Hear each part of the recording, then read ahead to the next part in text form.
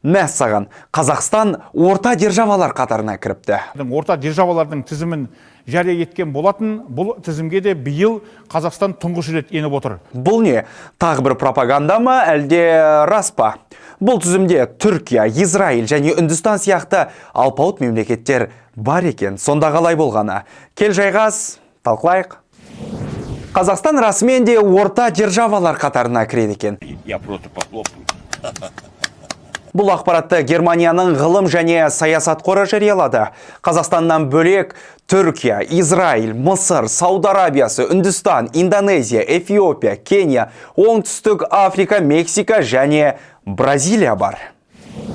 Орта держава дегеніміз не? Ол бізге түсініксіз болуы мүмкін, мақала авторлары оны былай түсіндірген. 12 елді аралық, орталық және ауытқып тұрған державалар деп үшке бөлген. Авторлардың жазуынша бұл елдер бірінен бірі қатты ерекшеленеді, бірақ барлығын біріктіретін бір зат бар. Олар аймақтық және халықаралық маңызды рөл ойнауы мүмкін. Мысалы, Қазақстан, Ресей мен Қытай сияқты екі алпауыт державаның ортасында орналасқан.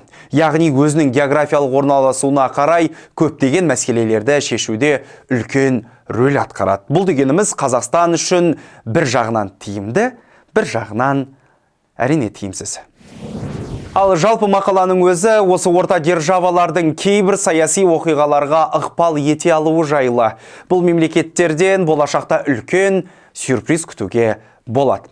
Ал мақаланың Қазақстан туралы профилінің авторы Андреа Шмидц Қазақстанға жоғары баға берді. Оның айтуынша, Ресей және Қытай Қазақстанмен тең жағдайда серіктестікті қалайды. Себебі географиялық жағынан маңызды рөл атқарып отырғанын біледі. Ал сіздің ойыңызша Қазақстан орта державалар қатарына кіре ме? Қандай артықшылығымыз бар? Пікіріңізді комментке жаза кетіңіз, видеоны бөлісіп, каналға тіркеліңіз. Шындыққа сіздің де таласыңыз бар.